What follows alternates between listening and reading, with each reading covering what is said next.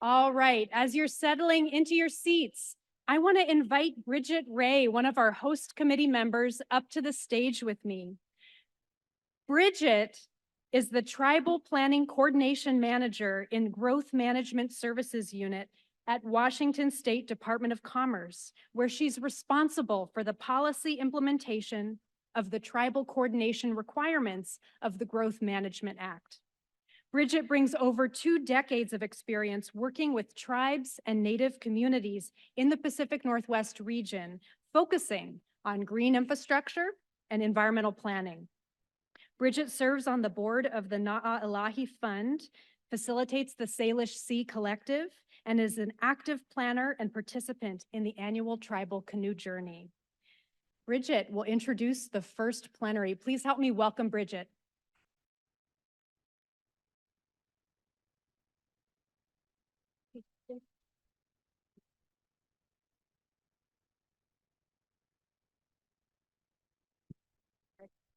Some people are tall. Thanks, Rose. Thanks, everyone, for having us. It's my pleasure to introduce my panel. But before we get started with that, I've been asked to share a song, or the planning committee thought it would be awesome since we did it last year and we're going to do it again this year. The song I'm going to share today is a dolphin song. It's called Chasing the Waves. It belongs to Ella Shelifo of the Duwamish people. The song came to her when we were paddling our canoe to Cowichan in 2008 in the Sabakwa canoe family, which is blue heron.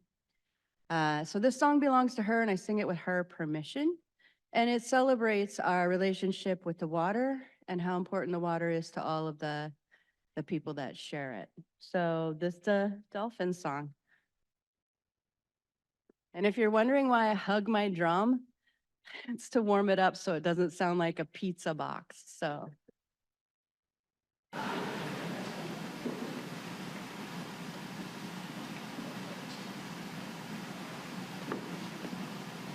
The design of my drum was done by Wahalatsu, Joe Seymour of the Squaxin Island tribe.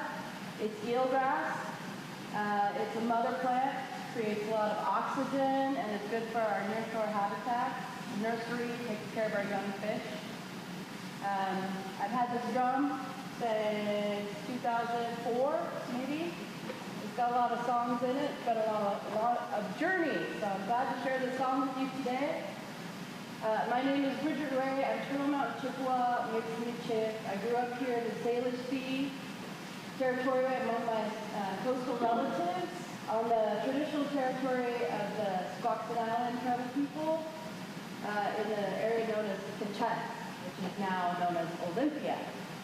And I steward a 10-acre parcel there with my mother. We lived in a relationship with that parcel for the last 40 years. She's got the back 5 acres. It's got a peat bog back there and a whole ecosystem that we have been nurturing and making traditional foods and medicines from for the last 40 years.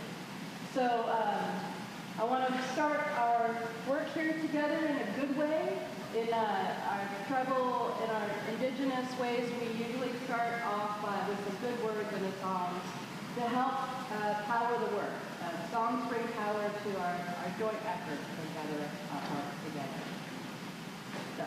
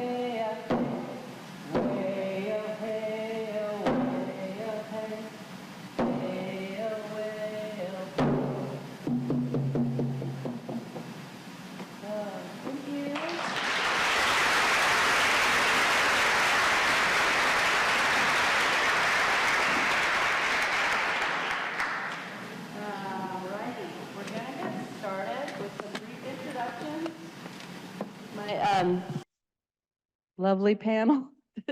It's dangerous to hand me a mic. I immediately think karaoke, but here we go.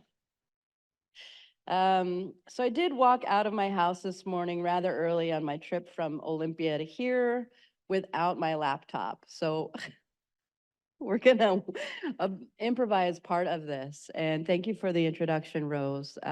So that was me. And I would like to introduce my panelists.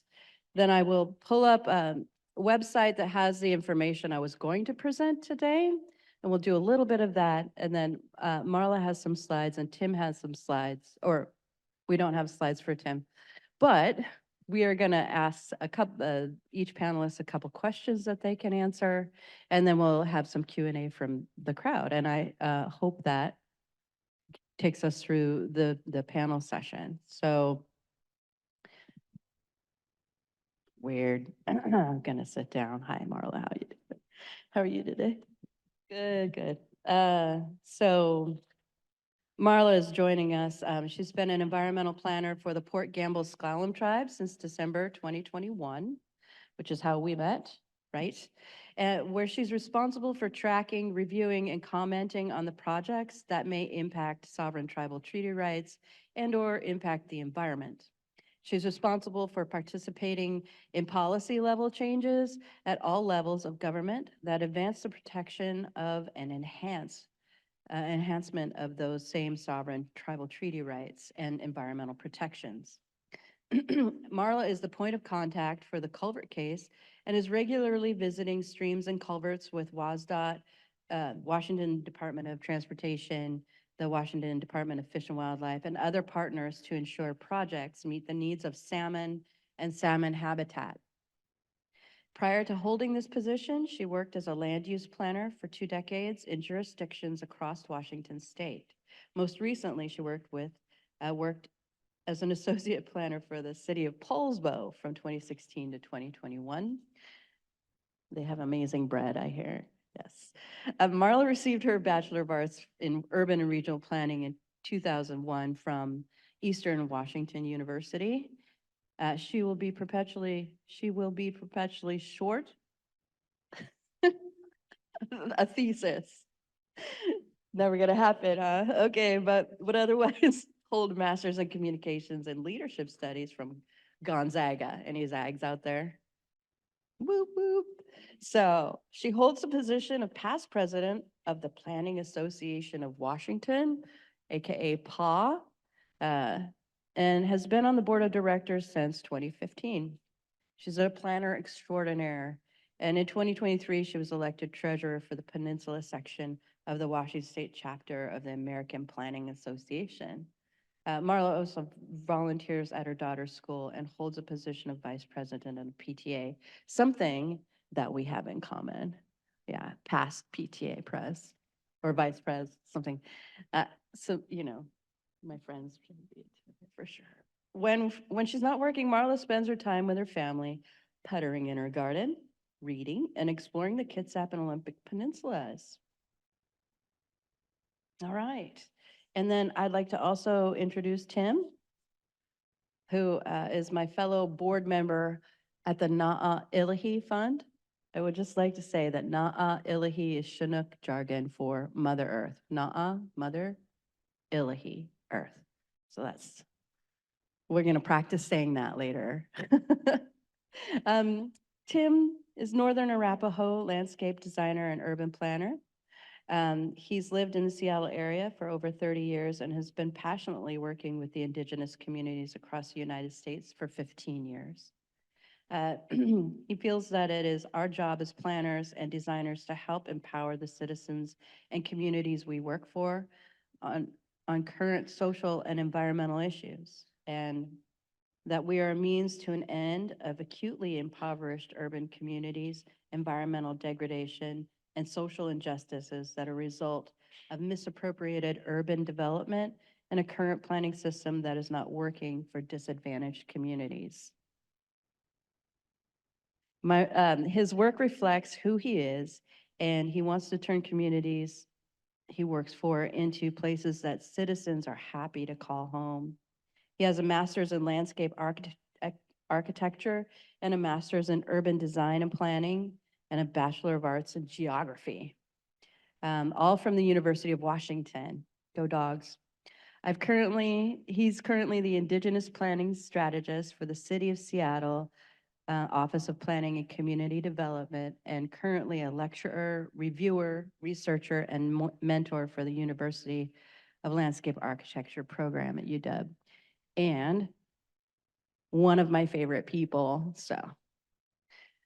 Thank you, Marla and Tim, for joining me today on this panel to talk about tribal planning and green infrastructure. In case you're lost, that's what we're doing here in Mobius Hall today. So you are here now. And Marla, oh, I'm going to go first. That's me. Hold my, there it is. I'm still not awake, y'all. That. I have to switch from the thing to the, you're going to help me. I obviously need a lot of help today, so thanks for hanging in there. The website. It's nothing like looking back and finding your face 10 feet tall. Great, thank you. Scroll. So you're looking at that screen. Don't worry about those. Okay, you're gonna help. Just scroll right there. Y'all can see what I'm seeing? They're seeing that screen. Yeah. Somebody said no. So I work for the Department of Commerce, Growth Management Services in the local government division as our tribal planning liaison, which means that I help coordinate planning efforts between local governments and tribal planning communities, tribes.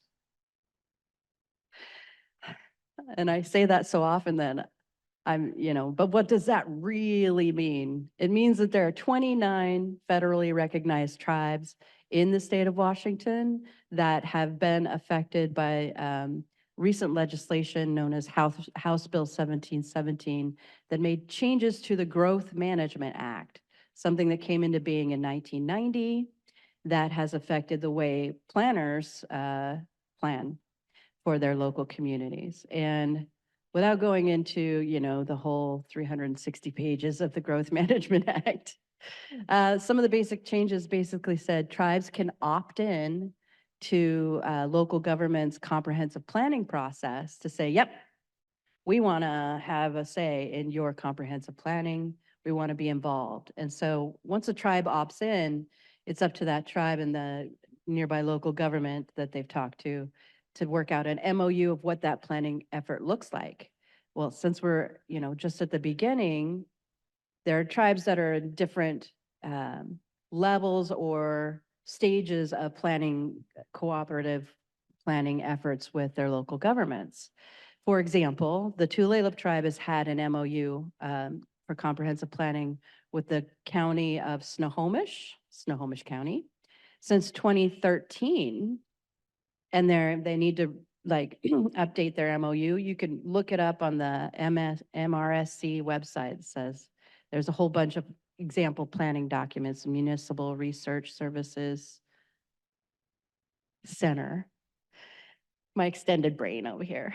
And so it's at the beginning stages, and I've been doing it for a year. And prior to that, I worked within tribal communities for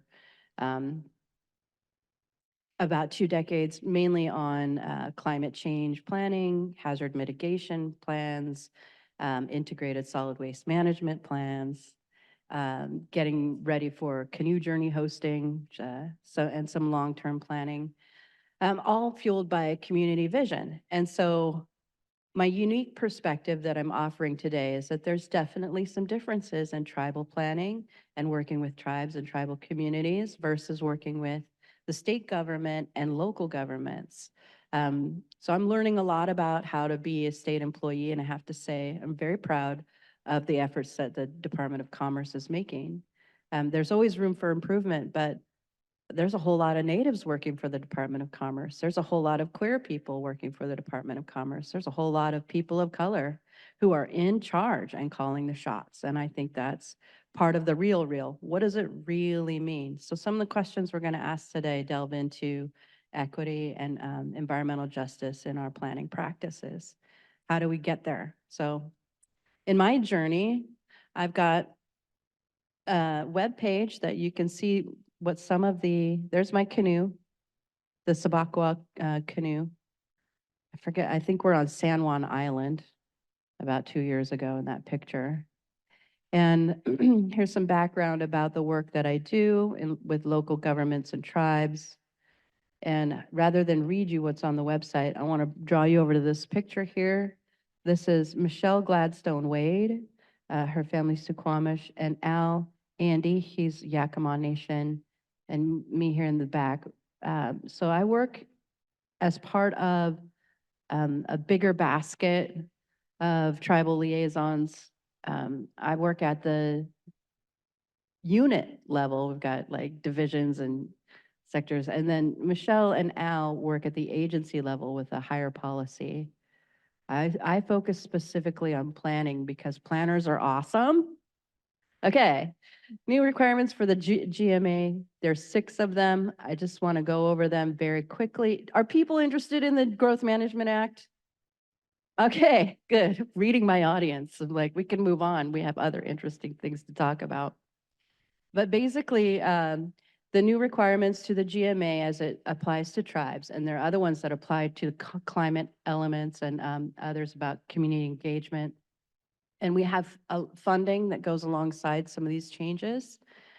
So there's a lot of opportunity and resources through Commerce right now. I encourage people to check it out. But basically, the changes in the requirements for the GMA are that it allows tribes to opt in to the local government's comprehensive planning process. That's their number 1. Number 2, cities with a port element must collaborate development with the city and port and tribes.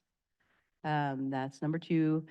Number 3 requires Commerce to share submittals with tribes. So this basically happens through our plan view system, which you can sign up for on our website if you're local government. Now tribes can sign up as well and say, yeah, we want to know what Bothell is up to. Anytime they submit something, it goes to us.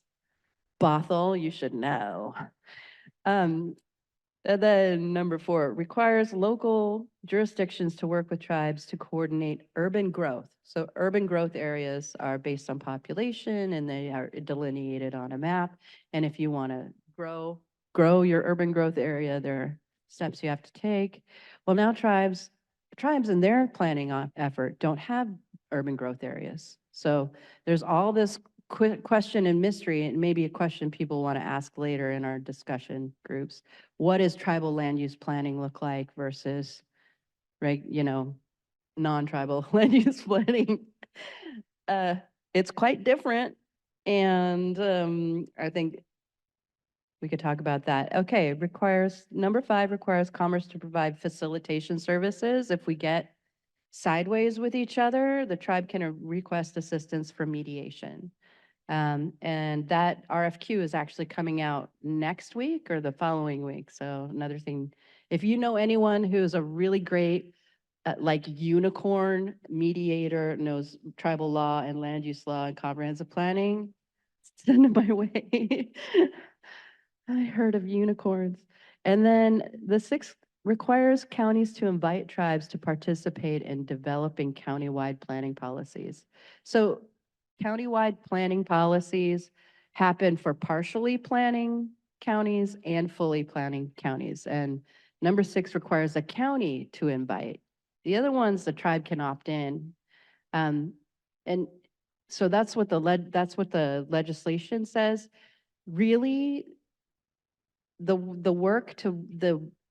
invitation to work together can come from either side, right? But now counties have to invite tribes in for their countywide planning policies. So, and tribes can say no. They can say, no, we don't have time for that. Or we would love to, but we don't have the funding or resources for that. And then it becomes a capacity issue. And that's really where what I've heard in the last year is that, yeah, we'd love to work together, but you kind of forgot us in the funding package. They funded climate, they funded community-based orgs. You know, in a recent grants that they made available for people to participate in comprehensive planning with local governments, tribes again were omitted from that. So what does that say to you? It says a lot to me, but what does it say to you? But we're making the effort, but it's not fully an effort yet. So there's still work to do. This is a map of ceded areas. So some people don't understand that treaty rights, there are 7 treaties in the state of Washington, and there are 4 tribes outside of the border accord, outside of the state of Washington, that have treaty rights because they have ceded lands that are within those state boundaries. And so that's 33 tribes altogether that we have involved in planning processes for local communities. And this basically shows where ceded lands are. It's from the Department of Ecology. And then if, you know, if you work for a county or local government, what tribe do you reach out to? It's just sort of if you're in Ferry County, you're gonna wanna talk to Colville, and there's the website. But a lot of the questions I get are, how do we, you know, okay, here's this legislation. Do you have a template? I get an email like, where's the template? Where's the sample MOU? Where's the sample letter? Like, how do we get started? Most people from local governments, where's the template? And I'm like, let's have a chat.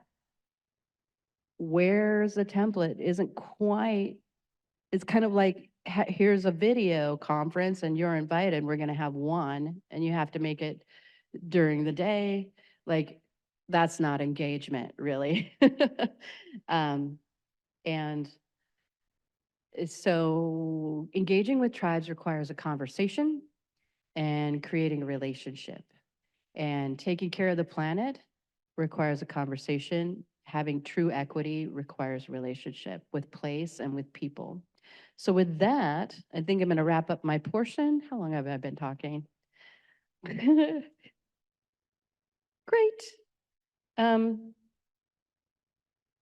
So with that, I'm going to pass it to you, Marla. I'm going to go back to Badaba.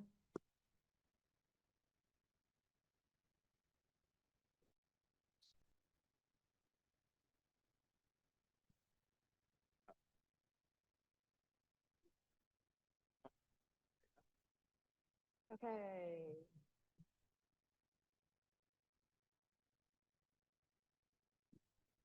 Okay, and then she has the clicker, I think. Okay.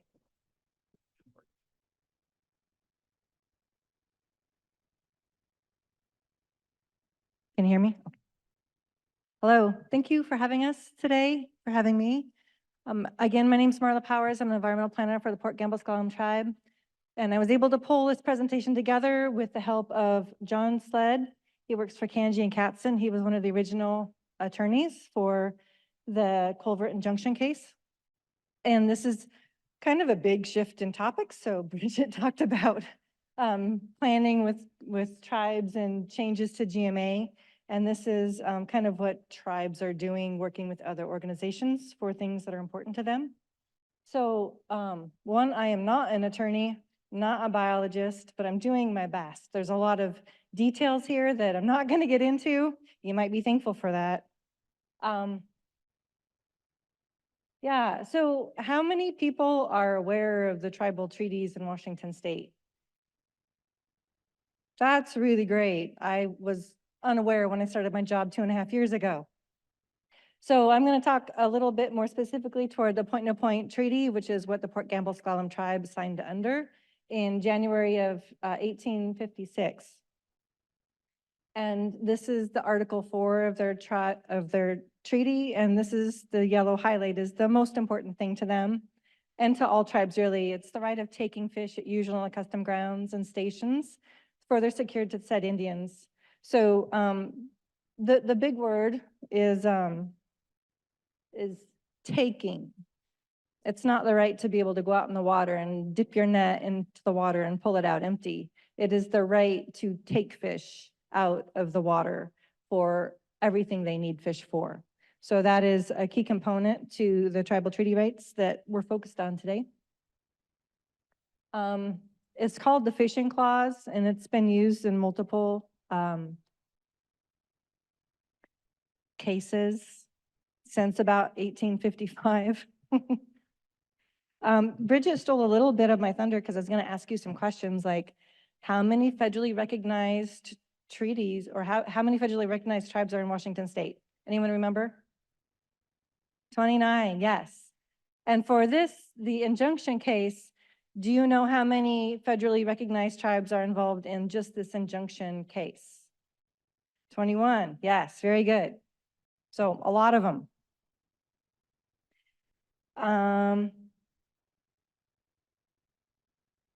Okay, so this injunction was built upon the Bolt decision back in 1974, where Judge Bolt determined that tribes were allowed to take half of the catch, and the citizens of Washington State were allowed to take the other half of the catch. And as part of that, the tribes became co-managers, and they worked with the Washington State Department of Fish and Wildlife to determine what the catch looked like and to manage those fisheries for the future. And it really was coming to a head in about 1970s. There's a fish war that was going on, and the result of which was because there was a decrease in fish. Basically, since the mid 1850s, there's been a strong decline in the amount of salmon coming back for returns. And even though the tribes received half of the catch was diminishing significantly. And so it was becoming like, we got a win, we can take half the catch, but it's still about nothing. So this case, the culvert case, began in 2001 as a complaint to the judge. And they said, hey, if we have the right to take fish, that means that there's an implied right to protection of fish habitat so that the fish can continue to spawn and rear and come back again and again. And so the complaint originated in 2001. It took them 6 years for the district court to agree and to hold the State Department of Transportation accountable and to not build any more culverts that blocked fish. And then, 5 years later, the district court finally agrees with the tribes and has the state prepare a list of culverts to fix. And at that time, there was 400 plus. Every time they go out and do a culvert inspection, they find one or two more culverts that meet the culvert case. And so the list has been expanding and growing and changing. So it's kind of in flux. Washington State Department of Transportation has a really great website related to fish passage barriers that will give you a list of all the areas of injunction culverts they're working on, the status, if they're in design, under construction. And so in 2013, they had 17 years to fix it. They originally had 20 years, but they appealed so much that the judge is like, this is a real thing and you need to get going, so let's start. And so now, once the case was affirmed by the Supreme Court in 2018, the state got itself together and started working on it. And their deadline is 2030, which feels like right around the corner. So here is what the state needs to do is fix all the fish passage barriers. And this is kind of the blue outline is a location of the 21 tribal treaties. And it's called the culvert injunction area, the case area. So it's rather large. And all the red, of course, is completely blocked fish passage culverts. Orange is 33% blocked. And then the yellow is, there's some limitations and unknowns. And this is just on state highways or state fish and wildlife or state park lands. This does not include all the local jurisdiction roads, culverts, private culverts. There's a lot more work to be done here, but this is kind of where the state is starting. And this could be a really good point for local jurisdictions to say, hey, WashDOT's fixing this culvert and it relates to this stream. Let's work on these upstream, downstream culverts and make the stream like a holistic fish passage habitat area.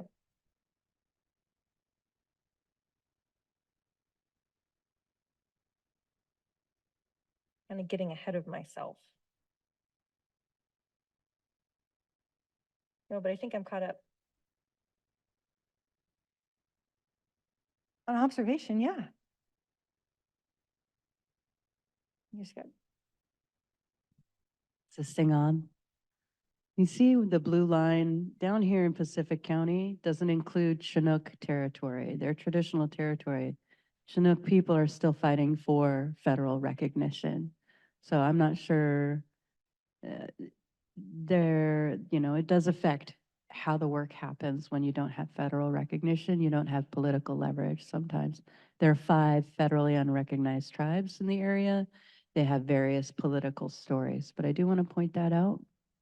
No other race is required to carry a card saying that they belong to their particular card-carrying race card member.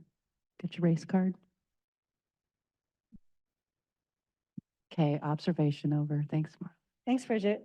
That is a good point, that there's more than just federally recognized tribes. There's like 5 to 10 different ways to recognize a tribe, and many of them are kind of changing and trying to become more federally recognized. So this is just those who got on the train early, and there's lots that they're coming along.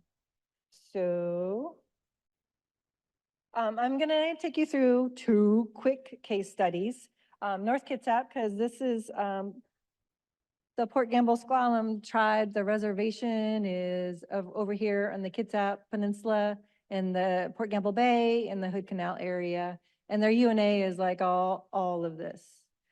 And so that's just where the reservation is and some of the projects I've been working on. So we're going to talk in Kitsap County for Chico Creek and Jefferson County for Leland Creek. So this is what fish passage barrier removal looks like. This one's complicated because it has, look at all those roads. There's like highways on and off ramps. There's a road that goes underneath all of them. And all those roads are blocking like significant stream passages and barriers. So there's the dark blue Chico Creek, and then a smaller trib to Chico Creek. And those tributaries are really essential for fish. So this is construction. It was a multi-season from fall of 2021 to 2024. Multi-season means that when you get into a stream, you can only construct in the stream where the fish are not going to be there. So they have to be done spawning and done rearing, and they have to be done in the water when you allow this construction to dewater the stream and to convert the water somewhere else and to really regrade and rebuild the system. So the fish window is maybe 3 months at the top. And so if you have to do multiple seasons, that means you have to figure out how to demobilize and come back in and do everything very quickly. And the fun thing about these projects is it takes like 5 years to design and permit these, and you can knock them out, construction 1 season, 3 months. Can we go a little faster, please? Okay, so this is Chico Creek. You can see some before and afters. Before, you can barely even tell a culvert was there. You could barely even tell that fish were actually a part of this system. And then the cool thing about the completed system is that it has everything fish need. And when you provide for the fish, you provide for a lot of other things. It connects floodplains, it connects habitat, it brings the nutrients of the fish into the natural ecosystem. So animals, insects, trees are fed by fish. It's amazing. So once you get the fish into the system, you can create a much more positive system in place. You've got the large woody debris. That's always fun. Engineers like to throw those wads in there and do that sort of thing. And you've got a gentle slope here that's going to be replanted. And you can tell there's lots of clearance. So whether the water rises or falls during rainy season, the bridge isn't going to be impacted. And by the way, bridges are supposed to be the first to correction for any fish passage barrier, and we'd like to not see culverts come back. The second project, am I doing okay? Okay, is Leland Creek over in Jefferson County, and this was 2 tribs and the main Leland Creek Bridge. It was 1 construction season, cost was $9 million, so it was like significantly less costly than the Chico Creek. It was much simpler. It was like one road instead of like 5. And so they were ready to knock this out pretty quickly. And you can see pretty significant change in just the small culvert area. You can see the stream is backwatering here. So the culvert was so small that it made the water kind of set out here, and it just changed the function of what it should be. So you've got something much better on this side. Yeah, the fish were having trouble. And then another interesting point on this is constructed this year. I was there when they finished it, but it was an old design. And so you can see that the stream is straight. You can see the large woody debris not connected to the water. You can see a lot of problems with this. And so they built it anyway, knowing it was out of the design standards. And now it's on a monitoring plan for the next 5 years. And we know it's not going to do what it's supposed to do because it was built with old designs. This is, some of my images aren't showing up. Anyway, this is kind of how the state is moving forward, how they've been moving forward, like from 2013 when they really started taking this seriously, going up. And approximately, 16, 15, 10, 21 projects a year, completed a total of 142. But as of June, they have, 314 that are going to be under construction this year, or the 23 to 25. And then, so if you're stuck in traffic and it's for a fish passage barrier, be happy about it. It's a good thing. It's a really good thing. And then we've got barrier designs are being initiated, 42 of them, and then more are going to be initiated in 25 to 27. Hopefully that'll give them enough time to finish the design and get it constructed by 2030. Here's an example of their Washout's plan to get everything done. And you can see that this is kind of the world I live in up in here. And it's got 124 projects. And again, these are all kind of linear on state highways. So if there's one project, there's going to be another project and another project. So if you know the back way, take it. And then we're just waiting to see what happens next. But, the big takeaway is that natural resources, land and water, really important to tribes. We're happy to be a willing partner to help you figure out any problems you have with culverts. If you got a private culvert or a local jurisdiction culvert, talk to tribes and talk to me if you're up in that area. And we're happy to be a partner and help get these fixed and figured out for the future. The sooner, the better. Thanks. Fort Gamble, Sklallam Tribe, Natural Resources Department. And if you generally,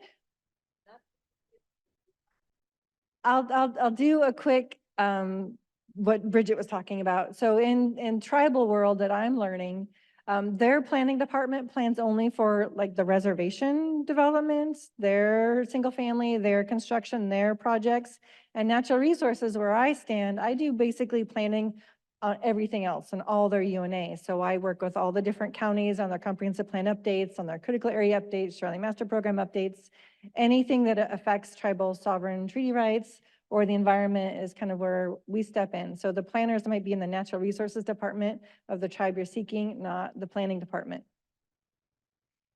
Tribes have all different levels of planning. Each tribe looks different, each tribe is sovereign. What do you want? Tim's turn. You have a question? I can do that.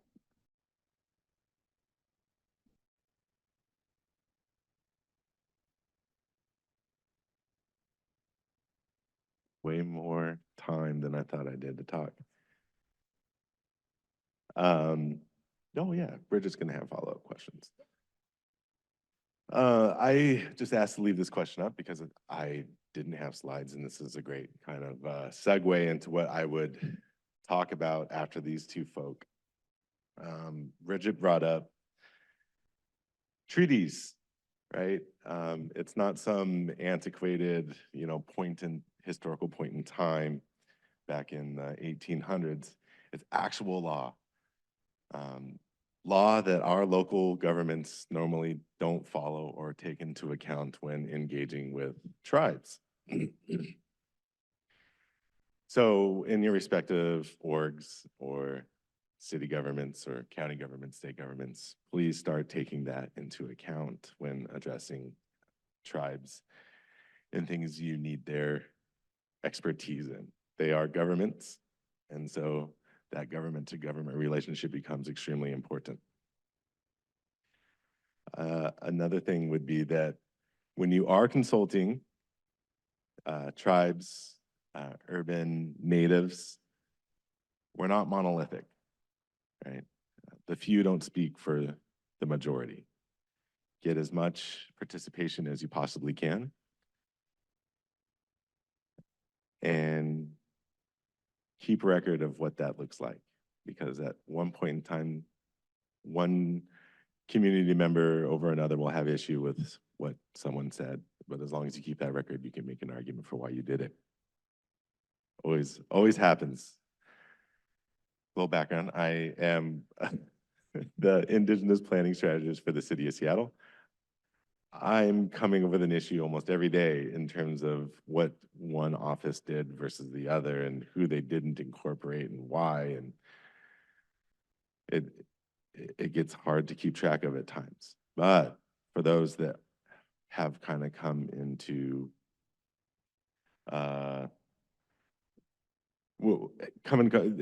created things that have created concern for different communities, the more you can be transparent, the easier it is to navigate your way out of troublesome situations.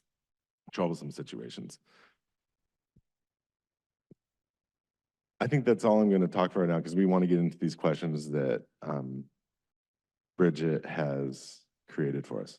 First question, having been a consultant and living in urban areas, but also working with tribes, how is it different working with tribes and tribal planners versus working with local governments and city governments?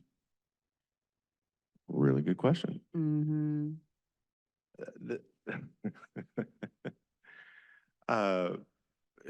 To compare the two, one, right, where if you're working for a particular indigenous tribe, community reservation, they all have different laws, right? Or they may have adopted particular US law in the creation of the reservation and the policies that they follow for as a community.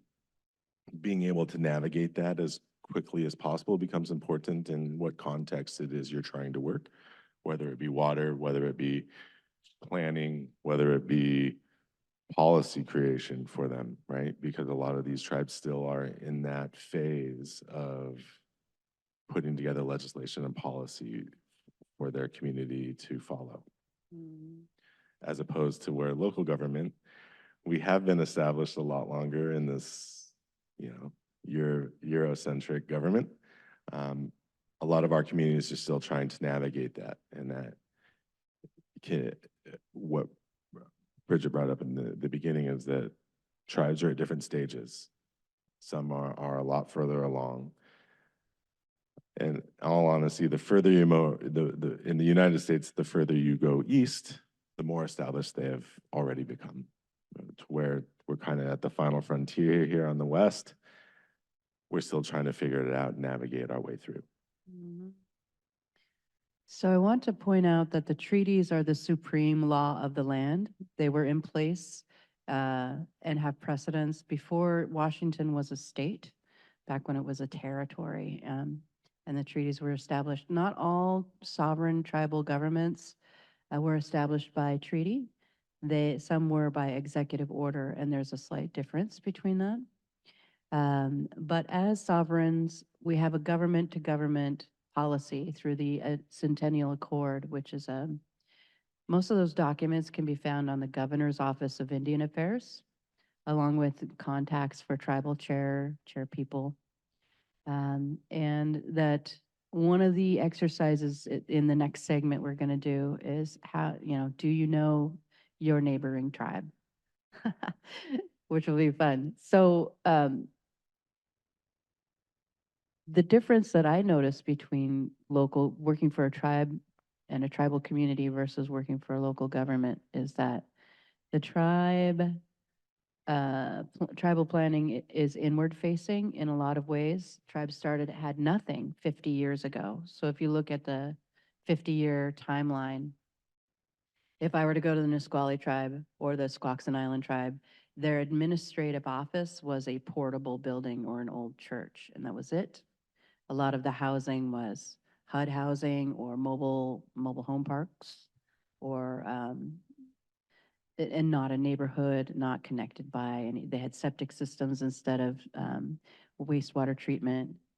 As opposed to now, they've got infrastructure and roads and solar projects, wastewater treatment, food, edible landscapes, community gardens, administrative campuses, housing developments, enterprise arms with 9 to 11 businesses in their portfolio. They're not casino tribes. They have a whole economic development arm, and most recently have been doing more nonprofit development. And so, they've grown from absolute no resources to having power and leverage and influence, and have become #1 employers and contributors in their counties.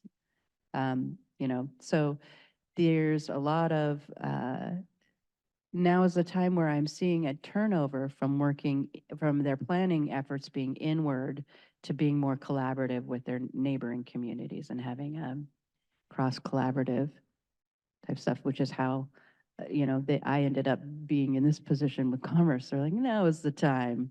We definitely need a tribal planning liaison. So to help work it out. But tribal planning efforts are based on community vision, and people get together, and do drum and dance and know each other in their community. And how many people do you know in your hometown? Is it possible 50% or more of the people that live in your neighborhood? Do you get together once a week to have food and talk about anti-Vi over there? So, yeah.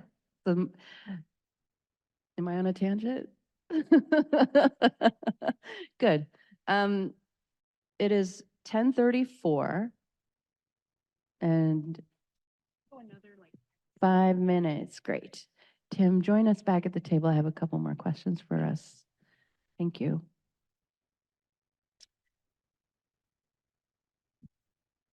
So I get a lot of questions about my qualifications, like what does it take to be a tribal planner? And what does it entail in tribal planning? I'm happy to answer those questions. It's not a complicated question. Tim's way more qualified than me, but a lot of tribal planners don't have formal training or planning forums. We're addressing that. We're going to have some. It's going to be awesome.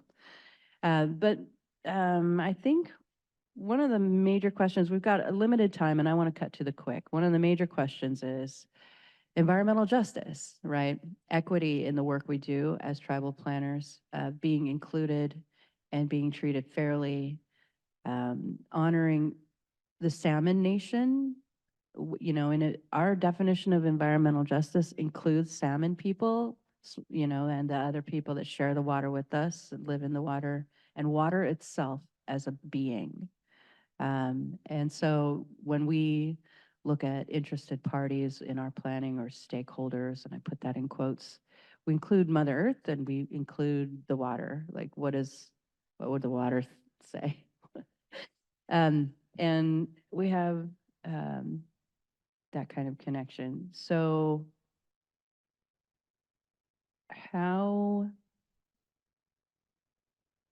what is the cultural significance of water?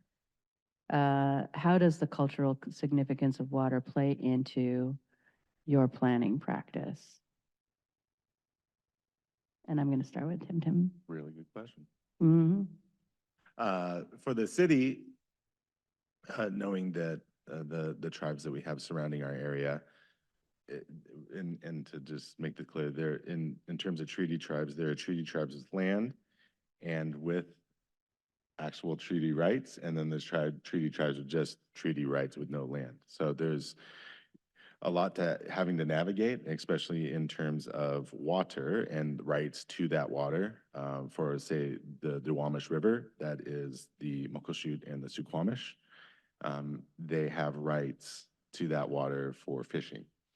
So when it comes time to be explaining or trying to incorporate, say right now I'm going after a $300 million EPA grant to combat sea level rise on the Duwamish River, I'm going to need the participation of, I want the participation of the Muckleshoot and the Suquamish and what it is we need to be doing to be sharing their traditional knowledge with us on how to combat sea level rise in an indigenous way.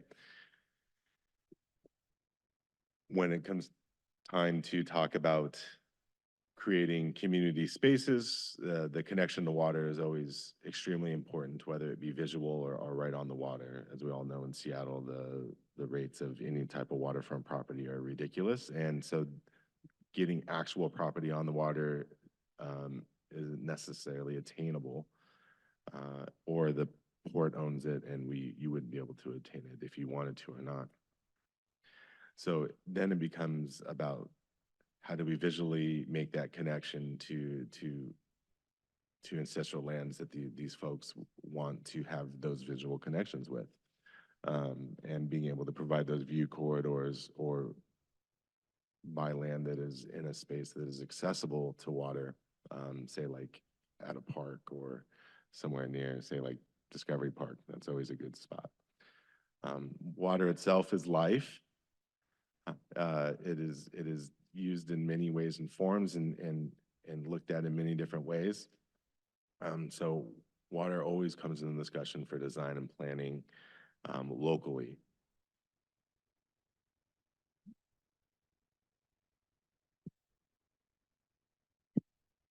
I have just a couple of things to add. For water, the tribal treaty rights say that you have access to the water, but the majority of, like Kitsap County claims 83% of the shorelines are developed with single-family homes. So how do tribal members access the water to get their fishing boats in to harvest and to do their other things? And so just general access to water is a thing that is a challenge. And if we can incorporate those into our land use plans or do other things in considering indigenous tribes and their treaty rights for access to water, making that more accessible overall without the tribes having to fight for it would be a significant environmental justice component that we could all meet and agree to. So that's a big one. And I don't know, we're not quite challenging it yet, but it is a thing. Another one is that the Port Gamble tribe recently received a Bureau of Indian Affairs grant for climate change. And we received funding for the research. The reservation is on a bluff. The bluff is getting eaten away faster due to climate change, sea level rise, and stronger storm surges. And so they've been moving people in their homes, sometimes for the third time in generations. This tribe has had to move across Port Gamble Bay, and then they moved up to the bluff, and now they're having to move again for the third time. So this is a very emotional thing for them, but the tribal government is protecting its people, doing what it thinks is right to help them, and moving these homes away from areas that are at risk for climate change. And that has been a hard thing, but a good thing for their people. So looking at other issues with climate change and how those beaches are going to change and how they can continue to harvest their shellfish, and continue to have access to the water. And when you move those homes, you open up a better view of the water for everyone else to have. And so there's kind of a unexpected benefit to the rest of the community. So you can see the water, your people, your family are protected. And then just generally having access to water is some important cultural connectivity things that I hope answers your question, Bridget. It does, thank you. So we're going to honor the time and wrap it up. And just want to say a big thank you, Chi Miigwech, in my Anishinaabe Ojibwe way. Chi Miigwech means many, many thanks or big, big thanks. So when we put our hands up to you, and I hope we can continue to walk forward in this work together in a good way. Thank you.